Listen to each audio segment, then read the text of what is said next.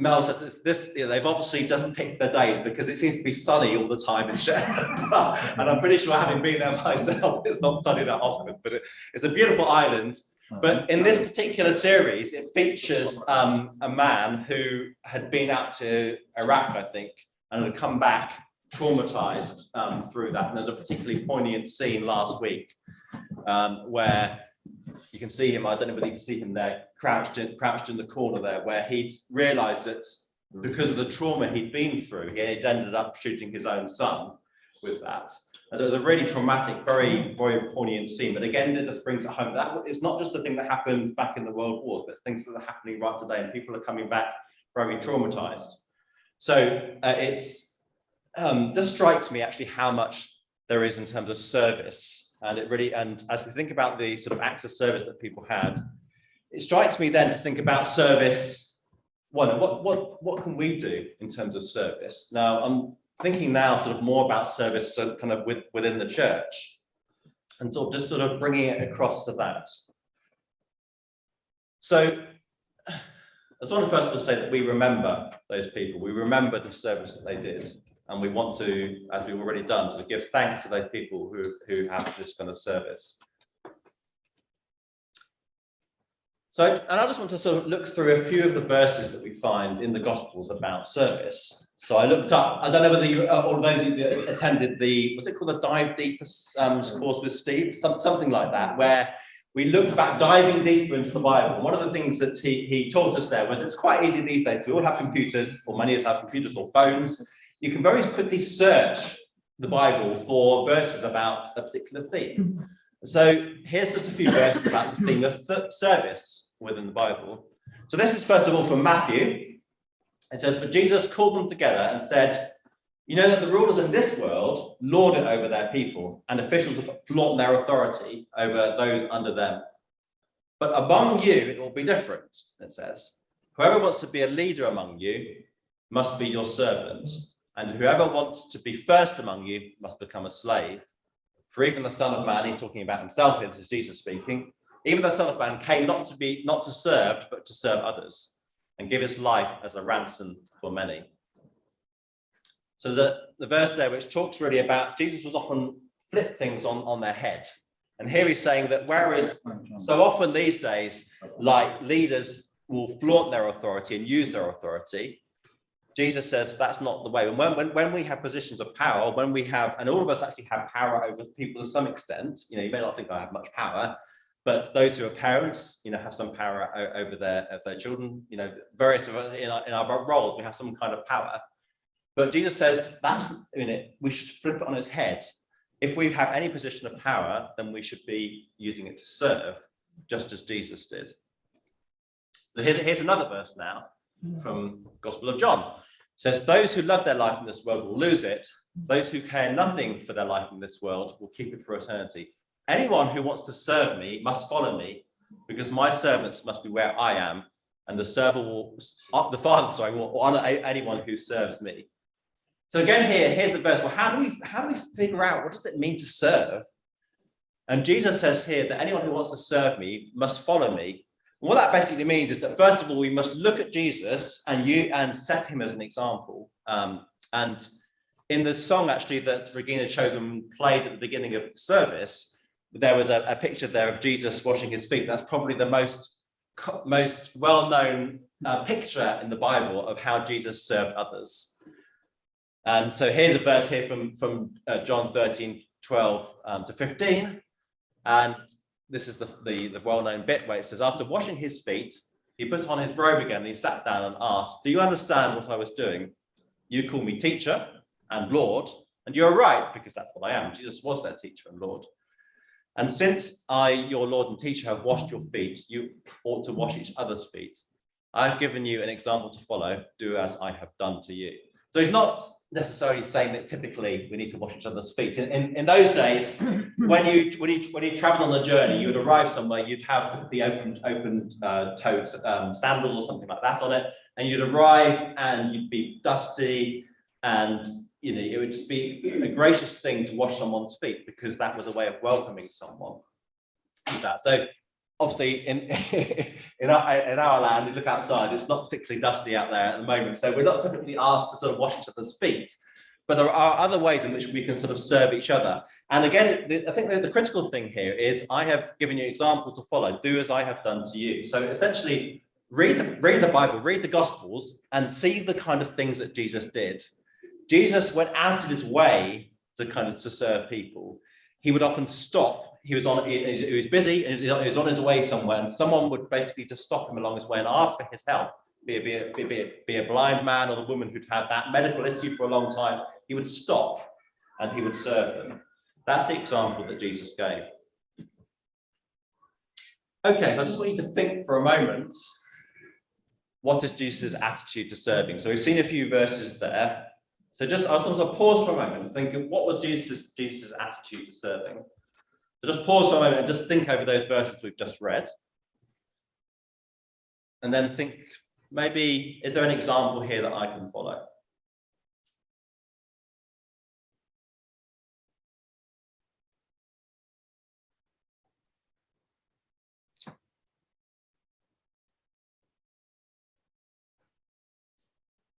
Okay, so moving on to another passage now in Luke. So this is referring to a parable called the parable of bridesmaids. So in their culture there, they would have the groom would come to the bride's house, and the bridesmaids, there'd be many bridesmaids, they would have to be ready there to welcome the groom and to the groom's party, and that's when the wedding would take place. And they were quite new when someone would arrive. In that culture, again, the timing was a little bit looser than it is here, and you would never quite know when the groom would arrive at the house. And so this is where Jesus said is using this picture of being ready, to welcome the groom. And he says this: be dressed and ready for service. Keep your lamps burning like servants waiting for their master to return from a wedding banquet, so that when he comes and knocks, they can immediately open the door for him. It will be good for those servants whose master finds them watching when he comes. It will be good for those servants whose master finds them ready, even if he comes in the middle of the night or towards daybreak. So I have a question here. Maybe someone has an answer to this. So I'm welcoming any answers from the floor, as it were. So the question is here: we don't have to be well dressed or have our lamps burning. So how can we be ready to serve? Yes, Farah? By praying and praying to have every person who speaks about it. It's just so you do your prayers, do lots of people helping and serving or helping. Okay, yeah. So you're saying that always start with prayer, but then once you've prayed, don't just leave it at prayer. Essentially, be ready then to actually do something and have some action. Yeah, that's great. Yes, we can often pray for things, but often the answer to our prayers comes through us, not through God necessarily intervening miraculously. He often asks us to in a sense, sort of answer some of our prayers sometime. Yeah, thank you very much. Anybody else got an idea how we might be able to be ready to serve? Yes, Mel. We need to not hold so tightly onto our own agenda. So you said Jesus was often stopped in his tracks. He had something in mind, that he was heading towards, but someone stopped him. Yeah. But I think our own, well, for me, my own my plan for the day or that moment or whatever is kind of paramount. But I need to hold that less tightly and be ready to give that up. Yeah, that's very true. It's very true. And sort of tying in with what Beryl would say, sometimes you can pray for the day and ask that God will prompt you. And when you hear that prompt, and if you've prayed that prayer and you get a prompt, don't ignore that. I think that's often the case, is we can sometimes ignore that thing. And as Mel was saying, we're so busy doing our thing, God prompts us, and then we just ignore it, and we've kind of ignored the prayer that we've prayed at the beginning. So yeah. And learn to hear God's voice so that you do know what he's prompting you. Yeah. So spending the time with him and getting to know him and his word. That's great. That's great. Yeah. I think very often our prayers can be a list of things that we were asking for, and we speak a lot at God, and we don't, as you say, spend enough time listening to God. Yeah. Yeah. So I'm definitely guilty of that. Not always just spending time just in peace, just listening to what God wants to say. Thank you. Those are all great answers. That's very helpful. Okay.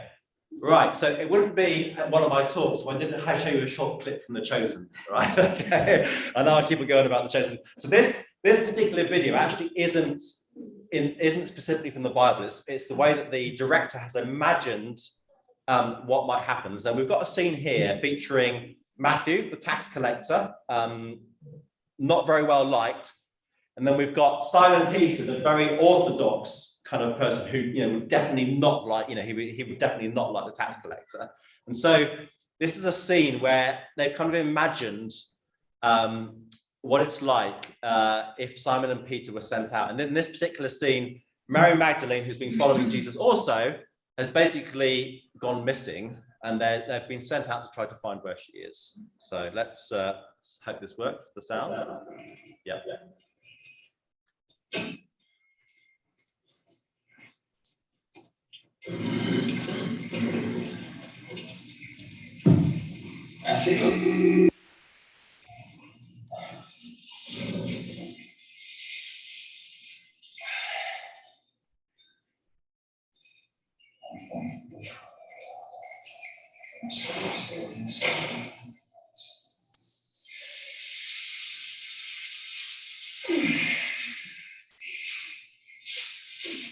Are you hungry?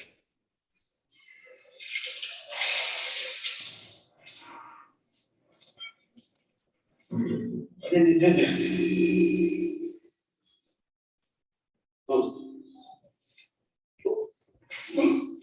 It's disgusting. You not put down your hand before lying down? No, did you? Of course I did. And mine was crazy. Guess I wasn't paying attention. We split up today. We had to cover one down. Not splitting up. It would be more logical. Once you got in one piece. You said it was breakfast? No, I asked if you were hungry. Do you know how to make eggs? No.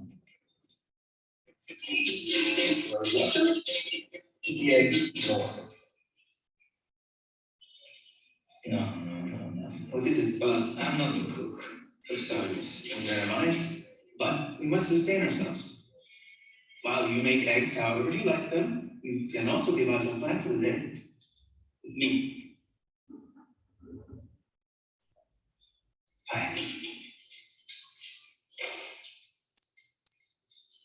You know, we have to consider the possibility that she went somewhere other than Jericho.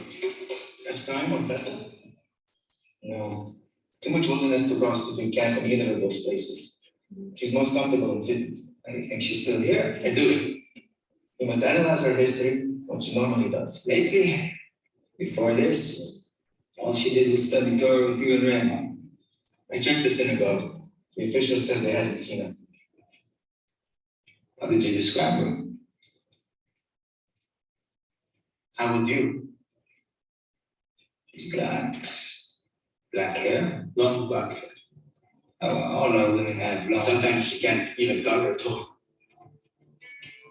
She might be inconsolable, or distressed.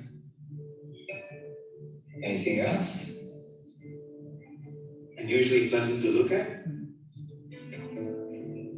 We want to add water to the pot before it heats up. Okay, Matthew.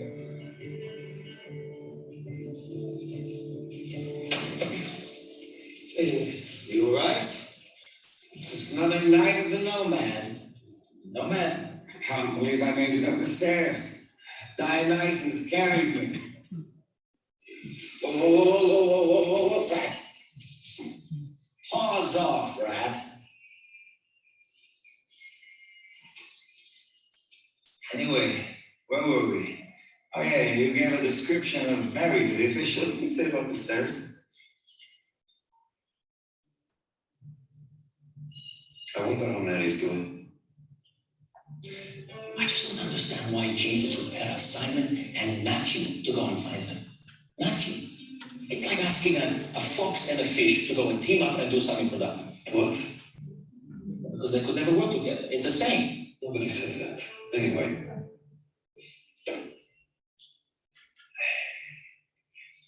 I actually don't understand most of this. Just pieces here and there, where good things happen, but the rest, I'm just following. I have a sinking feeling it's going to take a long time to understand. For us, for everyone.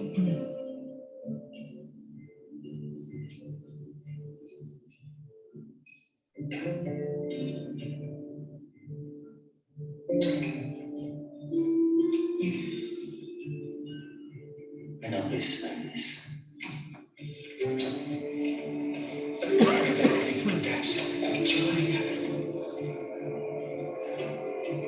Stay behind me.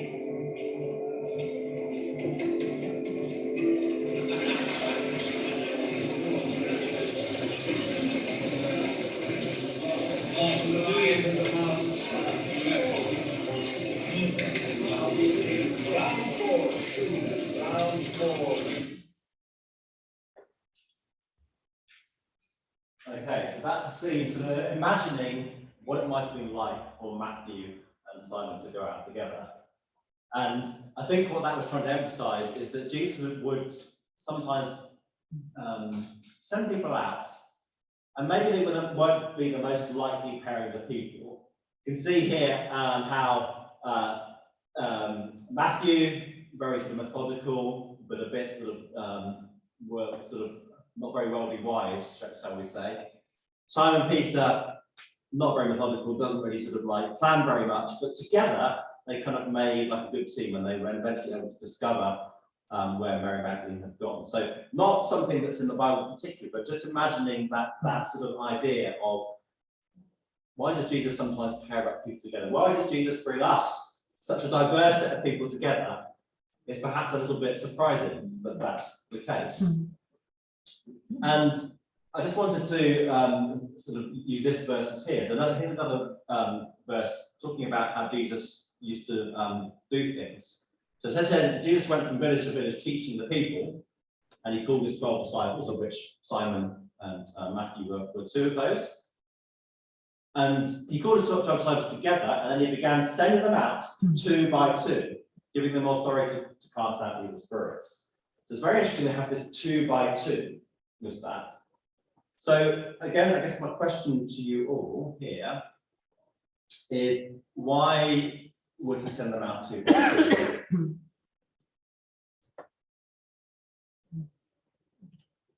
So we can protect themselves so that they can talk to people.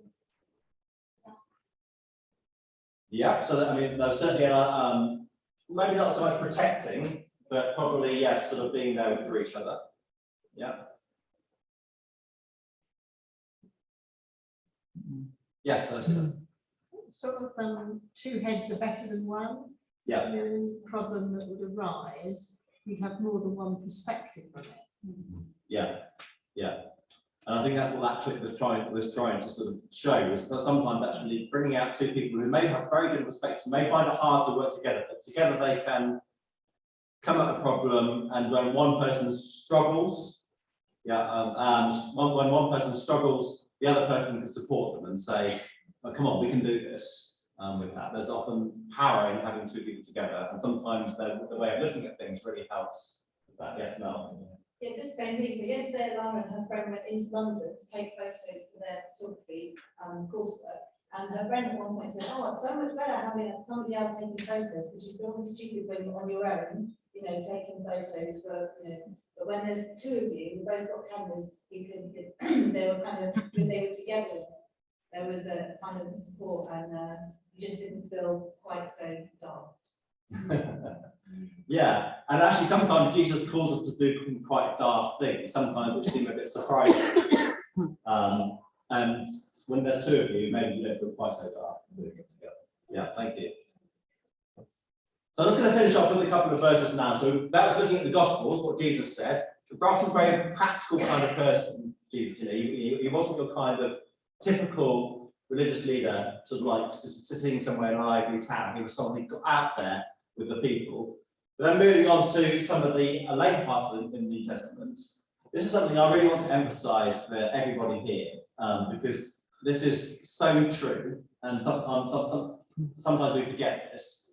It says here that God has given each of you a gift. Each of you, that's every single person here, each of you has a gift from his great variety of spiritual gifts. So if you're a member of his kingdom, if you're following Jesus, he has given you a great gift. Use them well. What to do? To serve one another. That's the key thing. Thinking back to our servicemen that serve us, Jesus wants us to do that, but more than that even. So it says here, do you have the gift of speaking? Then speak as though God himself was speaking through you. Okay, so not everyone has the gift of speaking, right? Not everyone wants to stand up here at the front. But then it just sort of turns it on its head a little bit. Do you have the gift of helping others? And I'm pretty sure everyone here has some gift of being able to help one another. It says, okay, do it with all your strength, with all the strength and energy that God supplies. Then everything you do will bring glory to God from Jesus Christ. All glory and power to him forever and ever. Amen. So everyone here, I think, can in some way help one another. And it says here that if you do this with all your strength that God supplies, not through our own strength, but the strength that God supplies, then this will bring glory to God. And just one other verse here, in a similar vein, really. For you have been called to live in freedom, my brothers and sisters, but don't use your freedom to satisfy your sinful nature. Instead, use your freedom to serve one another in love. So this is really bringing it back full circle to what I was saying about responsibility and rights, is that the freedom that people had in this country, they used that back in the wars, and they're using it back now to serve others. And God asks us to do this even more. It says, we've all been given freedom here through Jesus, but it says, use your freedom to serve one another in love. And then just again emphasizing this idea of each of us having a role to play. So he makes the whole body fit perfectly together. So again, he's using this picture of a body now. And each part does its own special work, and it helps other parts to grow so that the whole body is healthy and growing and full of love. So this again is just talking about is that our body needs each of its parts to work properly. If one part's not working well, then the rest of the body suffers. So this is really just a challenge for us to, I think, what part do I play in this body here of the church? And how can I really serve this church, but much more than that, beyond that into the community? How can I do that so that the whole body feels healthy? I just want to emphasize that again. So use this freedom that we have to serve one another in love. Okay, I'm just going to, unfortunately, Maria is not here today. She's got a very bad cold. And I was really struck by something she said a few weeks ago. So recently she's joined the music group, and the question I asked in the service back then was, how are things better now than they were a year ago? And the thing that she said was things are much better because I feel much more part of the church family.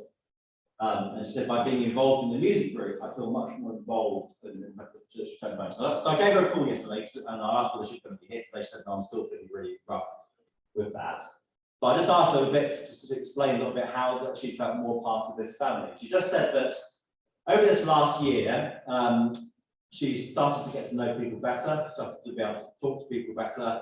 But by becoming involved in the church, involved in the music group, she's felt so much more part of it because she's working with people.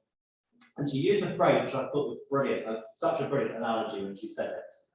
And I just thought it was just spot on. She said, it's the difference between being a lodger or part of the family. And I thought it was such an amazing analogy. So what she's saying is like, prior to sort of getting involved, it was just like being a lodger. So she could come along to the house, she could get a nice bed, she could receive like a nice meal, and then she'd just go away again, like that, like a lodger does with that.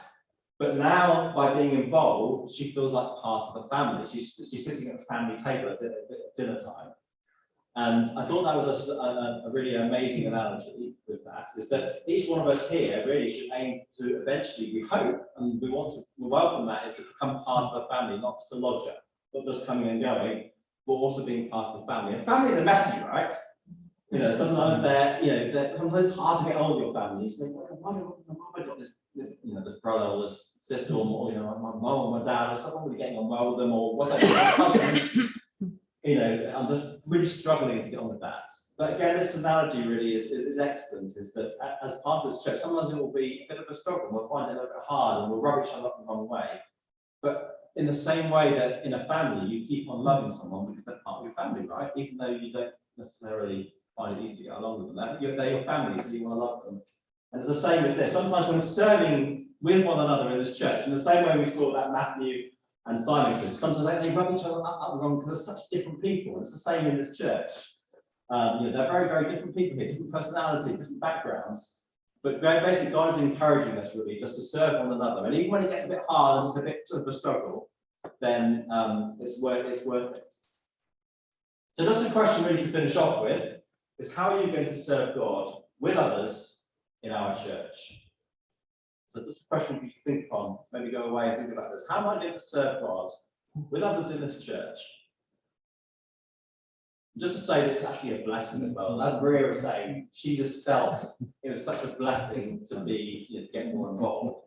And here's just a verse to finish off with. It says here, the master was full of praise. Well done, my good and faithful servant. You have been faithful in handling this small amount, so now I will celebrate with many more responsibilities.